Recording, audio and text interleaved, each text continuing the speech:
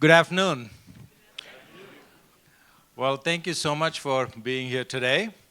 I also thought this is a good way to introduce to all of you this new facility, which most of you probably haven't seen yet. A very nice classroom.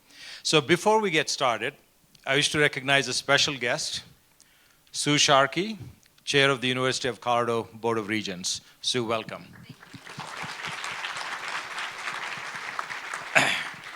Well, this is an important opportunity for our campus community to hear from Mark Kennedy, the finalist for University of Colorado president, and to ask him our questions. With experience as an academic leader at George Washington University, author of Shapeholders, trade advisor for presidents George W. Bush and Barack Obama, US Congressman and treasurer of Macy's, Mark now serves as president of the University of North Dakota. So I'll not take time to talk about his background, as his full resume is on the presidential search website at cu.edu. So Mark will start by speaking for 5 to 7 minutes about himself and why he wants to be the next president of the University of Colorado.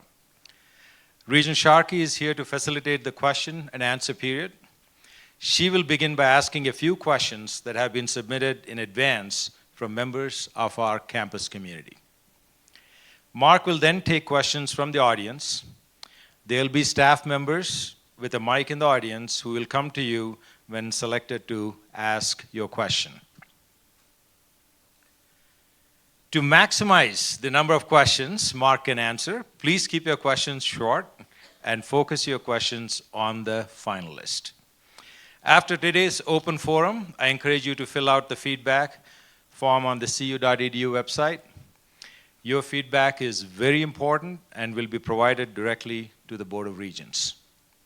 I ask that we conduct this forum in the spirit of respect and open inquiry that defines us as a university community. So it's my pleasure now to introduce Chair of our board, Sue Sharkey. Thank you. Thank you, Chancellor Reddy. Thank you. And thank all of you for being here today with us for a very special opportunity to get to know our president finalist, Mark Kennedy. And I wanted also take a moment to let y'all know that yesterday, an email went out to all of the faculty, the staff, and the students describing in detail the presidential search process. And I hope that that answers any questions that you may have about the process. I've received emails over the last couple of weeks and read some of the media, came to realize that there's been a bit of a confusion about what the process has been and how it began and how we ended up where we are today. So I would encourage all of you to please read the email and just learn more about what this process was. Today our focus is getting to know Mark Kennedy and to ask and allow him to answer your questions. And with that, I'm going to have Mark take a few minutes and share with the audience about yourself and why you want to be president of the Colorado system. Thank you, Chair Sharkey. Thank you, Venkat. Thank you, everybody, for being here to engage on this very important issue of who is the next president of the University of Colorado. I believe this is one of the finest universities on the planet, and UCCS is a big part of that. Getting to meet the people here, getting to see the campus here, getting to see your programs and your facilities, you ought to be proud of the great work that you're doing, and I would be proud to be associated with you. I began my life with a family of 7 kids, and my parents were passionate about education. My dad was in the school board for 27 years. My mother founded and led the largest 4-H club in the county.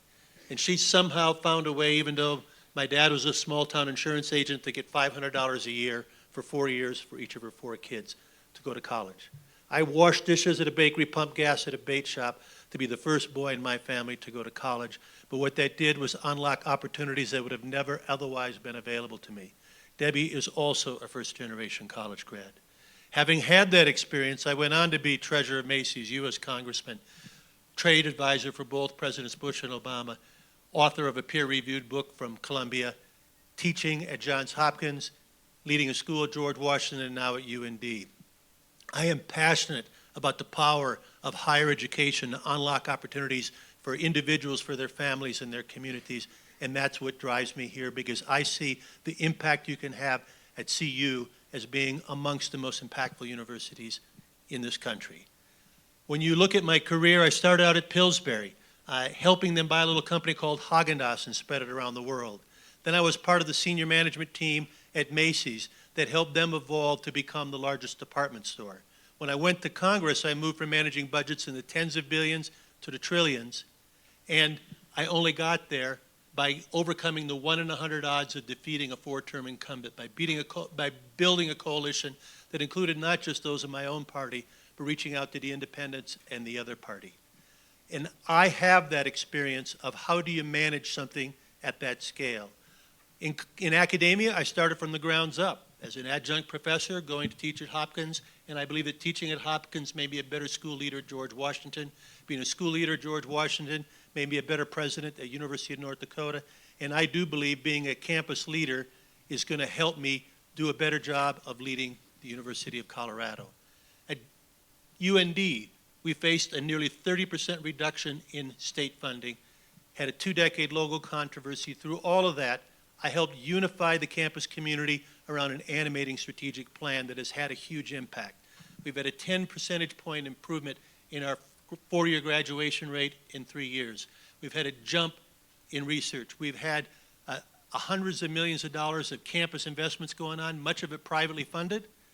That's renewing the campus. Will be our largest fundraising year ever this year. New protections for those related to sexual orientation, gender preference, as well as political beliefs. And we were one of the top 25 universities in the country for innovation, according to U.S. News. So I want to bring that same experience of leading organizations at the scale of CU, transforming research universities, that I have the experience for. That's a little bit about me. What drives me? My central animating leadership principle is that life is a game of addition, not subtraction. That we're better off multiplying our impact through collaboration rather than descending into division that will reduce that impact. If you see throughout my life, that's what you've seen. A bipartisan record in Congress, 30-year track record in business and in academia of checking my politics at the door, not imposing my values on others, but having my values be what's best for the university and working in a collaborative fashion. That's what you've seen in my 9 years in academia. When you look at both GW and UND, I will leave those management teams more diverse as it relates to gender, race, or sexual orientation than when I got there. I have committed and very supportive of making sure that we're doing all we can to respect the dignity and support those of faculty, staff, students, the community, no matter who you love or how you identify yourself. I will be a strong supporter of DACA students and making sure that our universities attract the best and the brightest talent from around the world. And more than that, we need to extend the benefits of a college degree to more and more people, those that haven't even thought college was within their reach. That's going to mean aggressively reaching out and making those opportunities available to our Hispanic, Black, Asians, and American Indian communities through not just affirmative action when it's appropriate in a program, but affirmative outreach to reach out to those communities. What can you expect of me? You can expect of me to focus on the 4 priorities that the Regents recently identified. The first being fiscal sustainability. Much of my time will be spent on raising money, whether it be from the state, from the federal government, or from donors. Second thing they focused on is making CU education affordable and accessible, reaching out not just to the traditional coming out of high schools students, but also the single mother wanting to improve their career, or the 53-year-old laid-off worker that is looking for a new path. Third, we need to focus on student success, graduation rate, increasing those retention rates and graduation rate, and giving them that degree that will unlock the opportunities for them. And fourth, elevating even further the research and economic impact that we provide to the state. my goal is not just to unify CU, but as the leader of CU, to work with the other campuses, the governor, the legislators, faculty, staff, students, the collaborative governance groups that we have, not just on this campus, but on other campuses, to figure out what type of an agenda should we have for higher education in Colorado, and how can we deliver what Colorado needs in terms of talent and discovery to be the great place that it is today, even more so in the future. And finally, I would just say that we are the 13th largest research university in the country. I believe that we have to reanimate our national commitment to that research, not just here in Colorado, but around the world. I hope to play a leadership and role in that nationally. One of my heroes growing up, as you might expect, was John F. Kennedy. And he animated his generation to put a man on the moon, and CU played a part. If I am affirmed as your president, my commitment is to work with this campus and the other campuses, the regents, the legislators, in a collaborative way to make sure that we are letting each student achieve their personal moonshot, whatever their dream might be, that we are helping our faculty open up those new frontiers that will deliver even more opportunity, and that in the end we elevate further the ranks of CU amongst the world's greatest universities. Thank you for this opportunity. Mark, thank you very much. We're going to get started here. I'm going to start with some opening questions. I have 3 questions for you, and these were submitted by members of the UCCS community. And once we've gotten beyond those 3 questions, we'll open it up to the audience for the remaining time. So the first question I have for you, and this was submitted by a faculty member in the College of Letters, Arts, and Sciences. When President Benson was hired, a case was made that CU needed a Republican president in order to work effectively with Colorado's Republican governor and legislature. Now that the citizens of Colorado have decisively voted for Democrats to run Colorado, how can you make the case that a former Republican congressman with a record of extreme positions, clearly demonstrated by your voting record, on equity, diversity, reproductive rights, university research, and funding for education, could effectively work with a Democratic legislature and gay Democratic governor? Well, let me first of all go to the premise of you need to be a Republican to work with Republicans or a Democrat to work with Democrats. And let me also say that I hope to be here a long time, and who knows what legislators or governors you will have in that long time. President Benson was here for a decade. I've committed to making this my capstone within academia. So I would love to have the chance to work with multiple governors over that period of time. If you look at my track record in Congress, I was in the majority the whole time. In the House, in the U.S., only the majority really is going to move things. So I worked with 20 Democrats to give them an opportunity to get legislation done. 20 different Democrats that he reached out to co-sponsor with, including Mark Udall, who was representing Colorado at the time, on a bill to put more money behind renewable fuels. I had over half the Democrats in the House co-sponsor one of my bills, and nearly all of them voted for one of my bills. My whole life has been reaching out to the other side of the aisle. Intriguingly, when I ran for Congress, instead of running in an open seat where you would have had to go to the edges and take what some people might call extreme positions, I wanted to run against a 4-term incumbent so I could stay in that area where you could work with both sides. Coming into Congress that way, I've always demonstrated that. When I started the Economic Club in Minnesota, I reached out to a former Democrat congressman, so the two of us have now created what is now the top speaking platform in the region because they've seen the bipartisan work that we've done. So I've had good meetings with the legislators as well as the governor so far, and look forward to doing those in the future. As it relates to your background of building those coalitions is going to be very helpful, and not all issues are going to be Republican or Democrat issues. In fact, higher ed should be always a collaborative effort. We had 5 votes on funding for higher ed. During my 6 years in Congress, I voted for them all the time.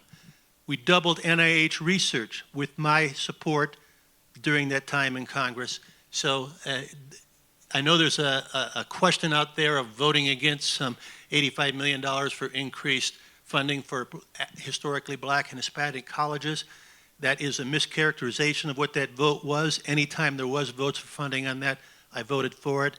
29% increase in funding for historically black colleges during my 6 years in Congress, from 185 to whatever 29% more than 185 is. I've always been, based on my passion for higher education, a strong supporter of education funding. Terrific. Thank you, Mark. Okay, the second question was submitted by a student. What is your vision and outlook on student health and wellness? And can you comment on some past experience with that or what you have seen in your communities regarding wellness and how to advocate for that for students?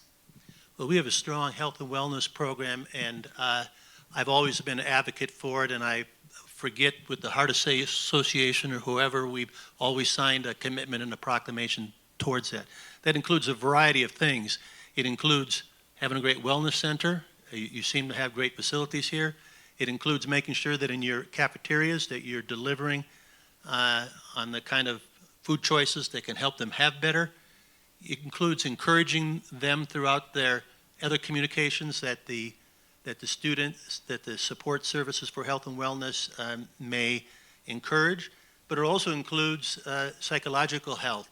We talked at the collaborative governance group about mental health and about how that's increasingly an important service to have. We have a strong counseling service available for our students on campus. That needs to be part of the equation. But just promoting it in terms of all the components of health and wellness are something. We have a dedicated office to that at the University of North Dakota. It is something that I would be strongly supportive here. Okay, so the third question was submitted by a staff member in the Student Success Division. Each of the University of Colorado campuses have continued to implement policies and practices in support of the LGBTQIA+ community. We have gained excellent momentum and have made great strides despite the growing national trend of restricting opportunities and access to transgender individuals. As an example, the recent ban on transgender individuals serving in the U.S. military is an issue that has directly impacted current and future service members attending UCCS. Our community seeks reassurance that under your leadership, CU will continue its forward movement towards achieving full inclusion for LGBTQIA+ students, staff, faculty, alumni, and the broader community. In what specific ways, as president of the University of Colorado, would you support and help us sustain and expand our work?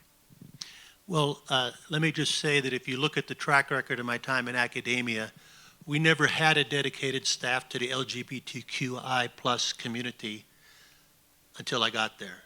We added that staff person, we added programming, we added allies programs, we added mentoring programs. I showed up for the welcoming session to welcome those to campus. We not only did that, but we're working collaboratively across the region about bringing in the other colleges around the region to collaborate together.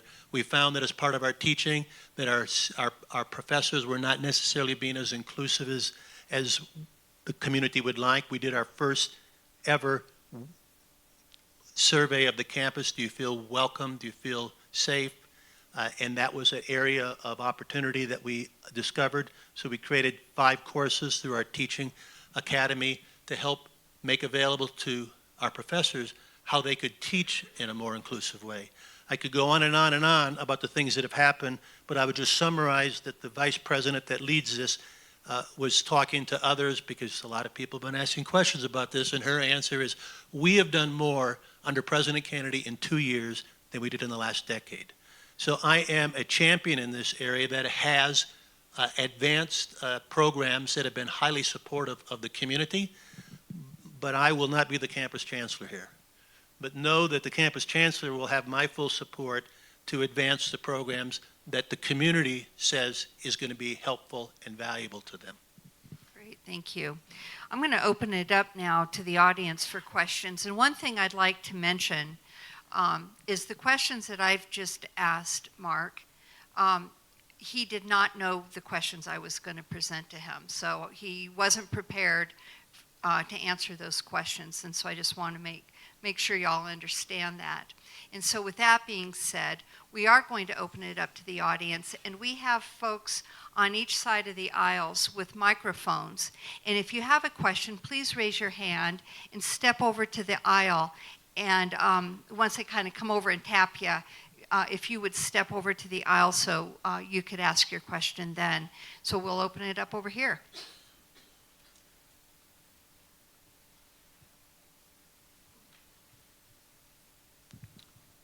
Okay, thank you. Mr. Kennedy, my name is Alvin Rivera, and I'm a CU alumni, and I'm also a CU legacy donor. I have a PhD from CU Boulder. I'm very concerned from media reports that you appear to lack the sensitivity to the populations of diversity. I am a member of that population. CU regents, whom I respect, have admitted you were not properly vetted. My question is this: would you be receptive to telling the CU regents to reopen this nomination process and select other candidates to compete with you for the CU presidency? And if it's a yes answer, then, let's go talk to the regents. If it's a no answer, then please answer why. Thank you. I would say I will defer any questions about process to the regents, but I would reject the idea that I have not been a champion for diversity. If you look at my focus has always been on how do I extend that opportunity to first-generation college grads that I received. And more that's going to require us reaching out into diverse communities that have not always thought that there was an opportunity for them. So you will find that amongst the two most animating things for me in higher ed, why I'm here rather than in business or politics, is to reach out to those that had not had that opportunity to do it before. You're going to find that to do that, you're going to need resources, because those more diverse populations have less financial resources coming in to pay. And historically, they have not always achieved the same retention and graduation rates, which means we need to invest more in terms of support services for them. How do we do that financially and still square the circle with the financials that the university has to have? That's amongst my top priorities when I come here. So diversity, when we put together our strategic plan and we came up with the shared, what our core values were, diversity and inclusiveness were two of the core values. I appreciate the inclusiveness and making sure that the sound, that we're those that are they're getting the sign languages here to help us. But I would also say one of our 7 goals is diversity. And so we've been focusing on how can we reach out to those communities, and more so not just bring them here, but graduate them. And if you look at our diverse communities have had the same increase in graduation rate under my leadership as the other students, and having that commitment to not only reaching out to them but getting them the degree is one of the central animating things that brings me to CU.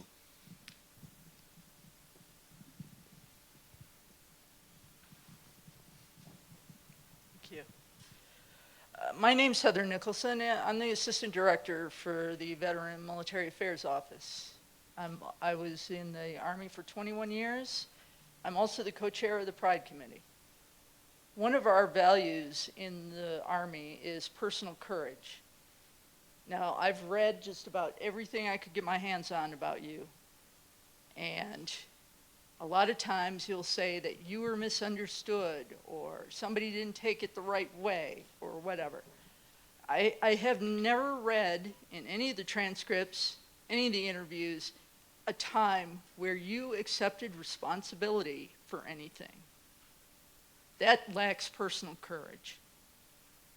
You voted a certain way, and when people ask you about your voting record, you tell them that doesn't matter anymore. Well, why does it matter anymore? Did you have this epiphany? Did you meet somebody in the LGBT community that changed your mind? Did you go to training? How did you just change your position like that? Let me just, I won't go and talk about not accepting responsibility because I've always accepted responsibility for all my actions. And if you want to talk about courage, we can have a conversation on that as well. But I'm going to go to your last question, which is, how did I get to the space I'm at right now? And if you look at it, back in 2004, 2006, I was joined by a lot of folks, President Obama, Bill Clinton, others. I've had a journey since then. Let me talk to you about that journey because I think that's what you're asking for. First of all, I've had an opportunity to meet wonderful people that have shown me that, for example, Roberto and his husband Paul have as much love for each other as I've seen with traditional marriage. I've seen their commitment to each other. I've seen their love and respect. And I've grown to have a lot of friends like that. That's one piece. Second piece of it along the way is I am animated about having those students from all communities get a degree. And when you focus on retention and graduation rate, it's come to my awareness that there's three pieces to get there. One is financial. You got to have the money to pay for it. One is academic. You need to be able to have the smarts to get through. But the third piece of it is being inclusive. And one of the ways they really drop off is if they don't feel included as part of the community. And we need to make sure that all members of our community feel included if we're going to really get to the graduation and giving them the degree that's going to open up those opportunities. The third piece of it is that in reflection, my mother clearly did not feel included in her life. She started out in South Dakota and would tell the stories of having to go pick up cow chips to burn on the fire to keep their house warm at night. And she never really talked about it much, but you could tell it really kept with her. So when we got the first day of school, we'd line all 7 kids up in front of the front door of the house and take the first day of school photo. And my mother on the first day of school gave us one piece of advice, the same piece of advice every year. And that piece of advice was look for the new kid. Look for somebody who's different. Look for somebody that may not be fitting in to school and make them feel welcome. This is when I reflected on that, I said, that's not consistent with what I had previously done in terms of the vote on marriage, and I changed my view. Now, if you don't believe that this is my central animating principle, I will refer you to my book, Shapeholders. Go to the preface, and if you look at the very 2 paragraphs of the book, this is the story that animates my life, that animates my teaching.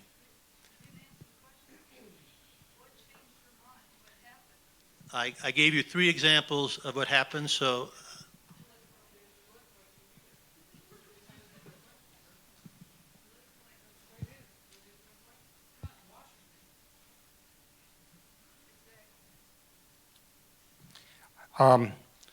given your voting record on environmental issues, how are you going to be able to be the principal fundraiser for CU Boulder, one of the world's premier climate change research universities in the world?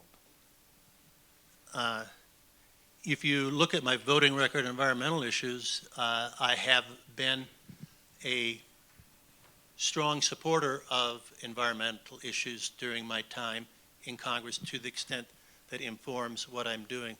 When we wrote a farm bill, we doubled the conservation spending in the farm bill we wrote because I believe strongly in conservation. When you look at the bill I authored with Mark Udall, it was to put more money back into renewable fuels. Yes, there was a conflict as to how we were dealing, which vote this or the other, but the bills I voted for included more money for solar, more money for renewable fuel vehicles. And if you look at what we've done during my time at University of North Dakota, one of the first things I did from a facilities perspective is replace the coal-fired steam plant with a far more efficient steam plant fueled by natural gas that over the course, with its impact, will taking 8,600 cars off the road and be the equivalent from a carbon footprint of planting all of Fargo and Grand Forks with trees. So both in my time at UND and my time in Congress, I have been a strong supporter of environmental issues. We focus on our lakes. You focus on the rich beauty you have around you. I will be a strong supporter of keeping CU at the lead. Climate change is real. It is impacted by human factors. We at CU need to continue to be a leader, not just in researching climate change, but coming up with our discovery as to how we can have a more efficient economy that is addressing the underlying causes of climate change. Thank you, Mr. Kennedy, for being here. You had mentioned that things are going very well for UND and under some of your leadership.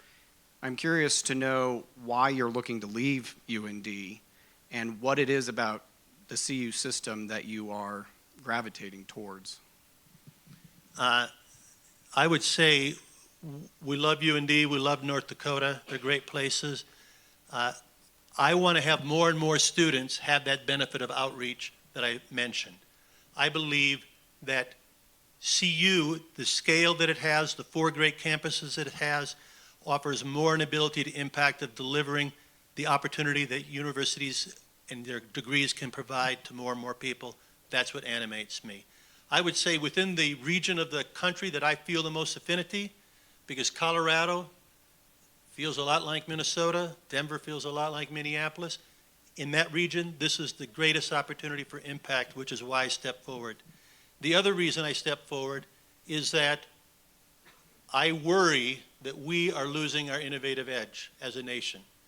That if you look at the China 2025 and the other investments they're making, that our risk of losing our lead with technology and artificial intelligence and 5G communications, in Internet of Things, in cybersecurity, that we could lose that in the not too distant future unless we redouble our commitment to discovery in this nation.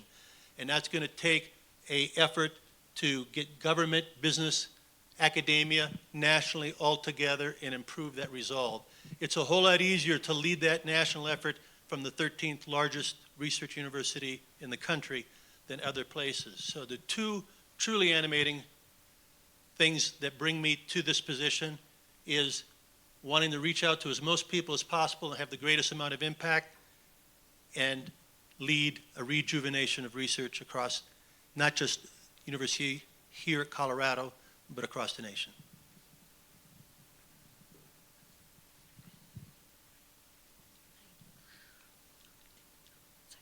Mr. Kennedy, thank you for being here today. Thank you to the Regents and the staff who put on this open forum. You have an easily discoverable record of supporting faculty and research funding, stating that faculty are the heart of the university. And I appreciate and love the faculty that we have on our campus. But my question today is, what do you consider to be university staff's role on campus, and what have you done in the past, or what are you willing to do to create a welcoming, supportive, funded, and equally represented environment for staff? Faculty is the heart of the organization, but staff is vitally important in moving us forward. We've talked about that. First of all, we need to work with the chancellors and the system team to say, how can we develop that talent within CU? I want to have CU being a preferred employer, but that includes cultivating and develop that talent, not just having a great onboarding to new staff that comes in that will help them understand what is this culture that we have at CU, but secondly, it would include looking at career pathing. How can we help you advance along the path towards a better career, and how can we provide training at the key intersections of that career to help you be successful in that next path? And if you want to have further discovery in your life and check out new areas, how do we do it? I would say that requires a deliberate effort by our HR, that I'm looking to get a suggestion from the staff, Senate, whatever you call it here, not just UCCS, but across the system, to figure out how we can do that. Let me just give you one example of what I'm hoping we can cultivate more of. Venkat, if I may share the story of this morning about you being a happy dean at the business school, and your chancellor convinced you to take a different role, that you maybe wasn't what in your mind was the next step, but got you into a university-wide experience. Had she not convinced you that, you might not have been fully prepared to be the great chancellor that you are today.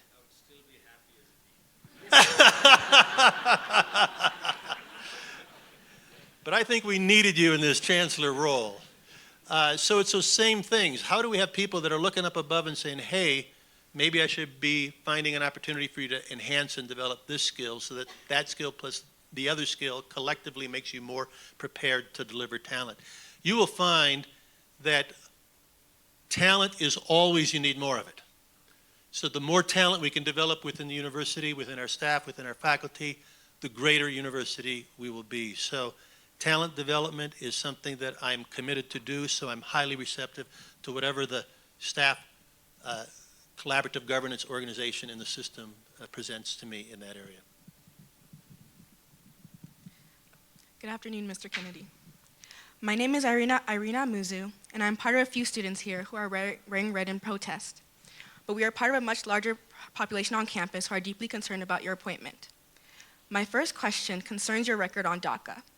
According to the Boulder Daily Camera, you said on your not signing of the Pomona letter, which supports DACA students, quote, "Is it really going to influence President Trump and his actions?" Unquote. So, how as a student body can we depend on you to make decisions based on the best decisions for us and not outside influences like what President Trump may or may not do? Thank you. So let me just suggest that we need to do more than just write a letter. Writing a letter with 700 university presidents on is great. I'm happy to sign those letters, but I can tell you, having been on the other side, those 700 don't necessarily vote in my district, and they may not make the influence.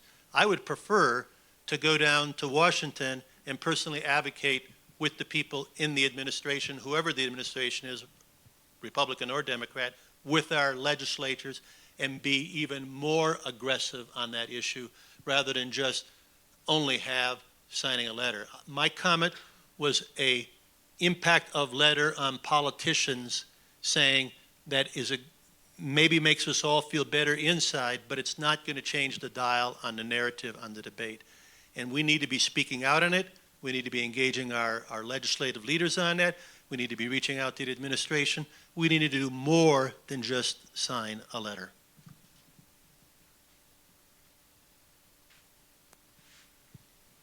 Mr. Kennedy, with your permission, I'd like to go back to the subject of environmental justice. Could you share with us your position on divestment?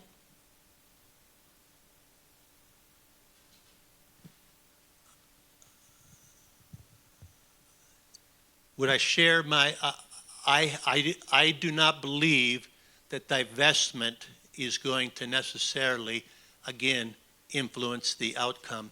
We need to have a more direct focus on how can we get more funding into the programs that are going to help solve the issues that we're concerned about. So my focus will be on advancing that research, on questions of divestments. We have an investment policy group, I'm sure. Whatever they come up with makes sense. But the real question is that going to change the dial in terms of us having more investment, a more sustainable economy, a better environmental future?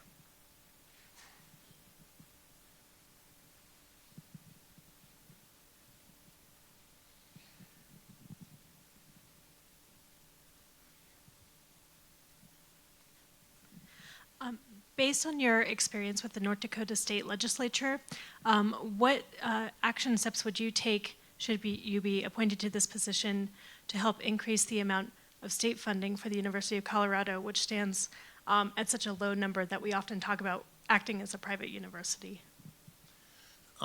Again, I believe life is a game of addition. So the CU voice is big, but the CU plus CSU plus community college plus other states' voice is bigger, plus the employers that need the talent that we deliver and the discovery we deliver. So part of what I've already committed to is to reach out to those other organizations and help us make the case for why is higher education so fundamentally important to the state. I was already spent an hour and a half at the Capitol, or 2 hours yesterday, met with the governor and his team. I also met with the head of the community colleges while I was there. We need to pull them into the equation. So we need to, first of all, agree to, as education community of the state of Colorado, what are the priorities we need to advance them boldly and advance them together? Because if you look at it, there's a lot of most other states provide more to their universities than Colorado. Colorado is competing in an economy with those states. And if we're handicapped with that low investment in our universities, long term, that's going to hurt Colorado's economic opportunities for its citizens. So we need to collectively come up with the messages to do just that. When I was advocating for research at University of North Dakota, we went around to 7 different cities with me and my counterpart from our arch rival, North Dakota State University, and most people said that they had never ever seen the president of UND and NDSU in the room together talking about the same thing other than honoring somebody's retirement or that. So I think we need to pull together as a community to do that. I've been to Bismarck, I think a dozen times in the last 6 to 12 months, even though it's a 3.5-hour drive and icy roads. It's only about a 4-block walk from the office of CU. I'm going to be spending a lot of time with legislators, but going around the state, not just to Colorado Springs, but every corner of the state, because you need to have the whole state bought in and understand that unless we're delivering more education to your students, unless we're delivering more discovery that's going to create economic opportunity, we're not going to have the life in Colorado a decade from now that we really want to have. It'll be one of the areas where I spend a significant piece of my time and look forward to doing it. I'm David Havlick. I'm a professor in the Department of Geography and Environmental Studies. In the past week, you've had several interviews where you've mentioned that you think the person in your position ought to have a trifecta of skills, having professional and business acumen. I think it was reaching out to diverse constituencies, the communication skills, and then having academic standing. And we've heard some concerns about the first two in various questions, and my interest is in the third. You don't have a PhD, which a number of faculty were looking for in the presidential candidate. Our current president didn't either, and I think he's earned the respect of many of us for his fierce loyalty and dedication to CU as an alumnus. So I'm wondering, how do you anticipate, given your academic record, which I think for most colleges or programs that you would oversee would be kind of on the bubble for tenure in terms of your publication record, how do you anticipate earning the respect and kind of gaining that leadership role as an academic? Well, let me just say, I believe provosts need to have the traditional PhD path towards higher education. But if you look at what does a president do, what does even a chancellor do? A big part of what a chancellor does is fundraising, engaging the legislature, certainly at my role, making sure that all the numbers add up so that we can do all the priorities that we're making, making sure that we're investing in things like tech enablement. We're doing all those other things. And you'll find across the nation, at the campus level, almost 1 out of 4 are now not coming through the traditional PhD route. Even less so at the system level, where you're even more focused on things that may not need the preparation that a PhD provides. I honor and respect PhDs. If you've looked at what I've done at UND, one of the first things they'll tell you is that I can't stop talking about research and how important that is. That elevates the role of PhD, because that's what PhDs, one of the unique qualities they bring to it. I would also say, as far as my academic life, this is my 9th year. Not only teaching at Johns Hopkins, leading a school at George Washington, having a peer-reviewed book from Columbia University and being president of the university, I've lectured and taught in some of the finest universities around the country, whether it be at London Business School, whether it be at Cambridge, whether it be at HEC Paris, in both Paris as well as Qatar, whether it be at the University of Tokyo, whether it be around the world. And I feel myself as an academic. I honor, respect the traditions of academia. I have a full-fledged support for the shared governance, for the academic freedom, for the freedom of expressions, and I want to do all I can to lift up and support the mission of PhDs like you and other people across the faculty.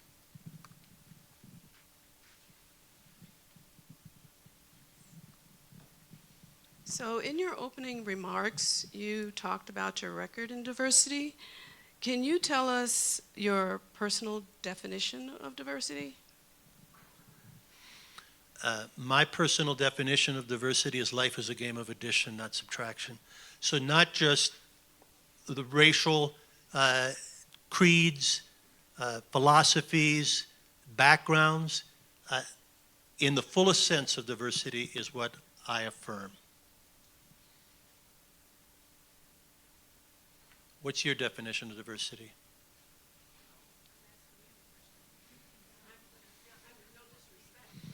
So I believe in all the diverse elements.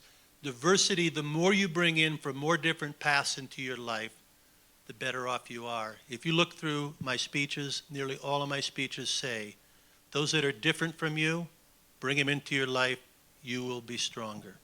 So there's in our strategic plan, look at all the IPEDS categories of diversity and are committed to making sure that we're tracking to make sure that we're advancing the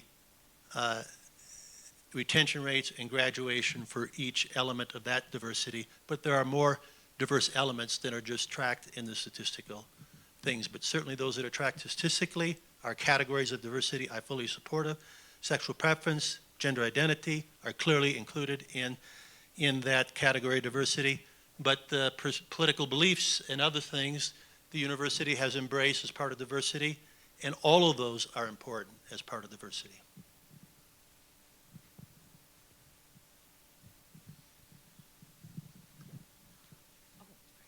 Hi, I'm Carol Huber, Geography and Environmental Studies. I just wanted to follow up on your responses to both the DACA question and the divestment question. In both cases, you said making a statement or signing a letter wasn't adequate. That in fact, for DACA, it meant you should go down to Washington, D.C. and talk to the President and Congress. Did you do that in either case? Thank you. Well, first of all, I never said I was supportive of divestment, just to clarify that. Second of all, as it relates to DACA, as I did mention, we at North Dakota, I'm not aware, I asked the 3 times, do we have any DACA students? I'm not aware that we do have DACA students in North Dakota. To the extent it's a priority for University of Colorado, I will be a strong advocate on it.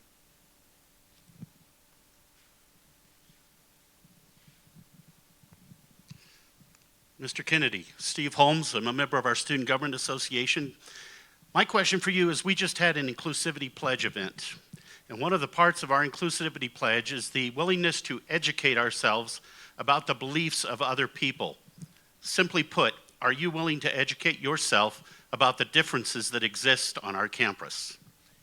Simply put, yes, and I saw your pledge statement, took a picture of it during my visit here earlier.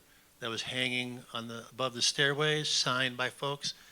And as I passed under your pledge statement, I said, I'd be happy to sign that pledge statement. So if you want me to come back for a signing, I'm happy to do so. And thank you for taking the leadership on that. Just a part of the team. Mr. Kennedy, over here. Hi. I want to go back to the DACA question real quick because this was something I had in my mind after reading about your interview or meeting yesterday with the UC faculty. You said in that meeting that you did not sign the letter because North Dakota's sensibilities are different, and is this really obviously going to change or influence President Trump? However, a simple cursory Google search shows that North Dakota State University, like our university and our chancellor, sent out an email to their students saying, we support Dreamers, we support you, we see you, we understand you. And I agree with you. We need to, as you say, go down to Washington, change the dial, do all that stuff. But what's wrong with sending a letter? Why wouldn't the president need to do that to show the community that they are seen? And do you regret not signing that letter? I'd be happy to sign the letter. I would say also that I spoke to several people in my community to make sure that they understood that they had my support. Let me give you an example of going further. Amir, an Iranian heritage professor that we have at the University of North Dakota, came up to me at an event that was honoring undergraduate research in nursing. And he said to me, he said, somebody from Colorado is calling me, asking me questions. They wanted to know, have you ever felt discriminated against by President Kennedy? And he said, I told him, I said, I know his wife, he knows my wife, we see each other all the time, we're very supportive. And then he said, from an immigration status, as an immigrant, what's Kennedy's view on that? And he said, when I talked to President Kennedy about this, he said, if Trump comes after you, you let me know, and I'll put my personal lawyer on it. I am committed to doing whatever necessary to making sure that our immigrant students feel welcome. No questions have been asking me about the examples of my congressional votes on this, but amongst them include that when they wanted to have hospitals have to turn over the information on illegal immigrants before they were able to give them care, I voted against the hospitals being required to do that because doctors and nurses should be doctors and nurses, not lawyers and border agents. When they wanted to not allow matriculate cards from Mexico to be used for two forms of identity, and they didn't want it to have that be allowed, I voted against any restrictions to matriculate cards and letting them use the matriculate cards. When they had a vote to reduce the penalties and the duration of penalties for those that were found in the country undocumented, I voted to reduce those. When they voted to give extra time for people to get their immigration status cleared, I voted for that, and I authored a bill to make one of our immigrant citizens in my district that was not being treated well by the Immigration Service to make sure that they had their status corrected. So it's been a long time that I have been supportive of immigrants. My number one animating issue politically in many ways is that tightening the bonds between countries, and we need to fix immigration nationally, but we need to be a strong supporter of immigrant students beyond a letter. And I have shown that even in that demonstration of that one story with the mayor during my time at UND. Hi, my name is Lauren Pleasant. I'm a student here at UCCS, and you gave a speech back in January at UND on MLK Day, and you talked about how we are a submarine and we have a periscope to have a full 360-degree scope so we understand everyone's perspectives.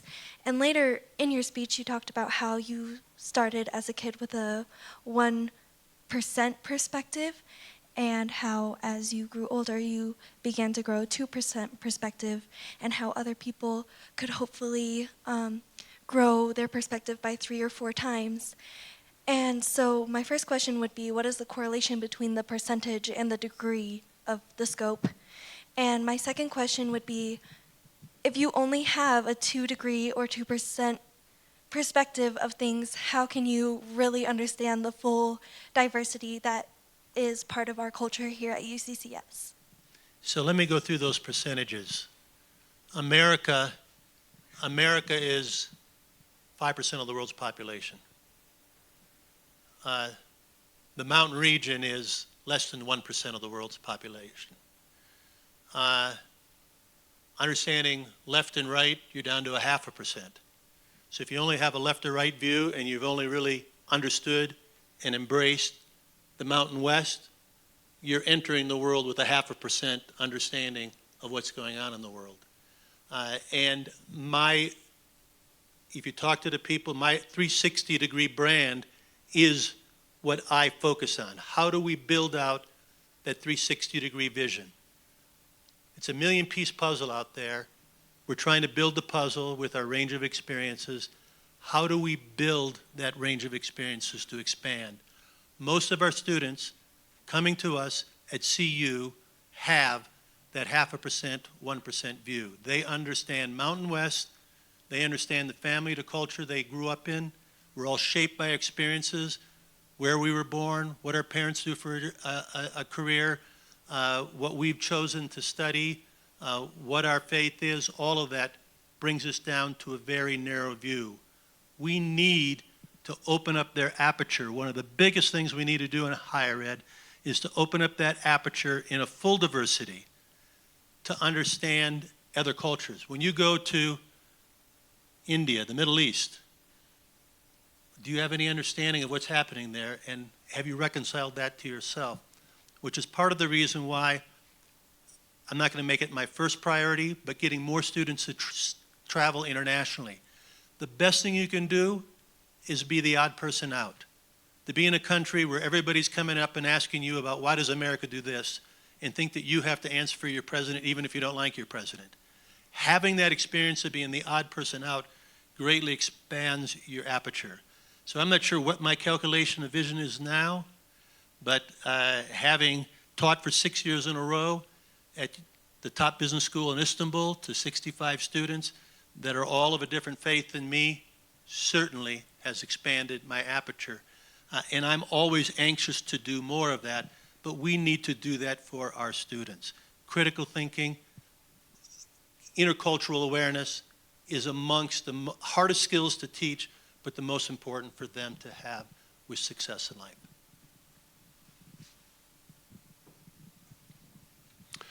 Eric Olson, College of Business. One of the biggest topics recently in the papers at least is freedom of speech on campus. And it's very easy to support freedom of speech when you agree with the speaker. And yet we've seen a number, people whose opinions I wouldn't support, but who have been denied. So when we talk about diversity, it's a pretty wide spectrum. How do you handle, or how would you address this issue of freedom of speech when you know that some people there are just a rabble-rouse? There's a few rabble-rousers in this world. I believe in freedom of speech. I think we try to make that thoughtful, engaging, and as respectful as possible. Not all the speakers coming are not, but I think CU has a proud tradition of embracing freedom of speech. We need to continue to do it. It was interesting that I was just reflecting back based on some input I got about some of the examples I had. I woke up one morning to find out that a professor at UND suggested that he was not allowed to give a presentation on Dakota Access Pipeline because that would be controversial and get our legislators and everybody upset. And he was confident that President Kennedy knew about this decision and was behind this decision, which is the first time I heard it. So I immediately called up the dean and I said, what's going on here? And the response is, we don't have funding for such an event. You know, he brought up this great idea, we don't have a program to fund it. I said, let's have this event on Dakota Access Pipeline. I'll fund it. I not only funded it, but I made sure it was funded. And not only that, but we had all the speakers over to our president's residence for dinner afterwards. That's an example of a lot of people on campus may not have liked that coming on. Some did, some didn't. But it's a type of embracing free speech that a university needs to do. We need to have those uncomfortable debates on campus. That's how you expand that 360-degree aperture. That's how you expand that critical thinking. If I am honored to be the next president of the University of Colorado, one of the things I'd like to do is something similar to what I've done at UND, which is I started the Eye of the Hawk lecture series under the idea that Merlin converted young Arthur into a hawk so that he could see flying above, that those border lines that they'd been fighting over really aren't visible from a bigger, broader, wider view.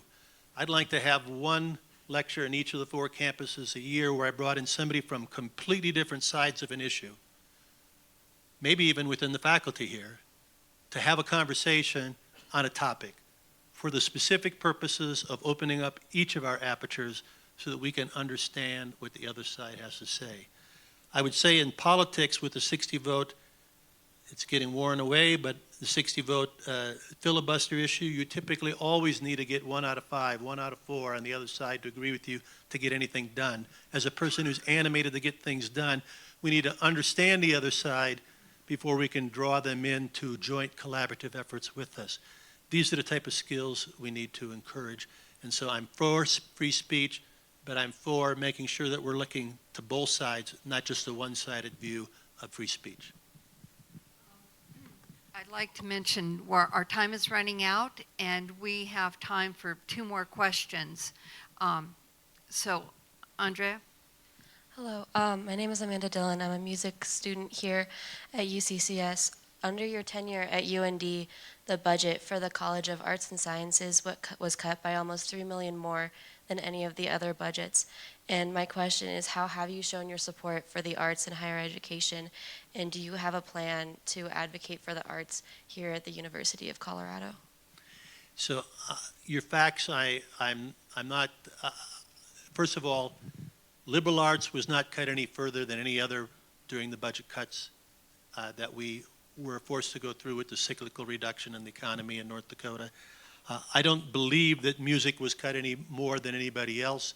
I am an advocate for performing arts. I was just telling the group here that the most likely thing you're going to see me coming back for is to go to that wonderful recital hall that I saw at the end, or to watching one of your plays. I was in band, choir, every school play, and played in the Brainerd Area Jazz Ensemble during my time in high school. During college, I was in the pep band. I was in the touring men's chorus, as well as being in the bicentennial year, centennial year for Colorado. I played Robert Louis Livingston in the St. Cloud Communities Theater's performance of 1776. When I was in my business career, I performed in the Friendly Sons of St. Patrick Glee Club. The leadership asked me, what do you do for fun? And I said, the most likely thing I do for fun is to go to a performing arts facility. So I am a strong supporter of the performing arts and receptive and interested in doing whatever help I can from the system level for campus decisions.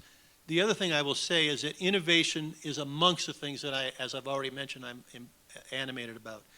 Adam Grant, a professor at Wharton, wrote a book recently called Originals that I would recommend to you. And in that, one of the things he pointed out was that most Nobel Prize scientists have an artistic side to them. That hard science, art, and artistic side together combine to make us more creative. So one of the things that we've done as part of our strategic plan is to make sure that the technical or the business majors are taking something on the humanities, liberal arts, or performing arts with a certificate or a minor, and also taking those on the liberal arts, humanities, or performance arts to have them get a minor in analytics or unmanned aircraft or other skills. You're going to find that in tomorrow's world, where nearly all of the jobs that people of this generation are going to be working at are going to be not yet invented, that having those hybrid skills of multiple different disciplines is something we need to encourage. So that's just an example of my commitment to performing arts and some ideas as to how we can help promote it.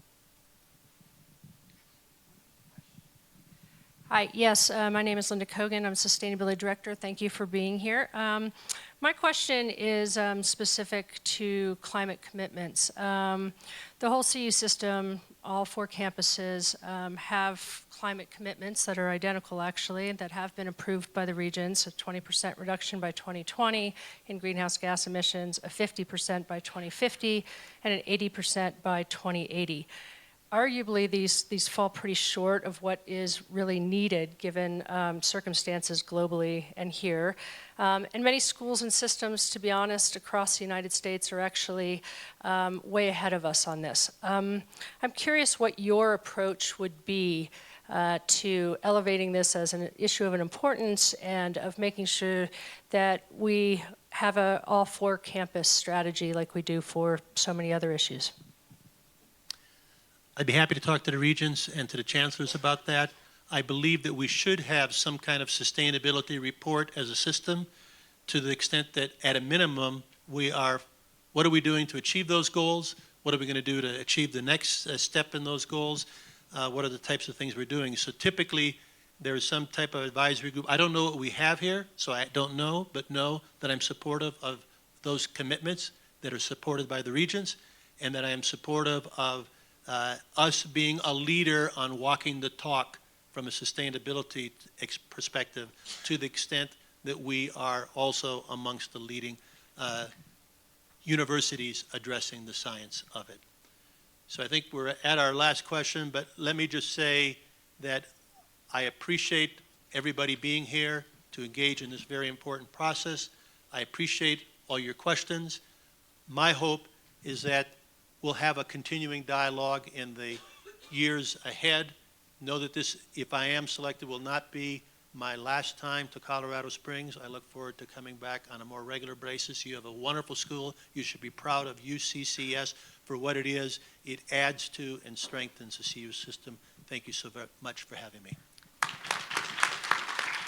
Mark, I want to thank you for providing the opportunity to speak here at the open forum and spending your day here at the UCCS campus.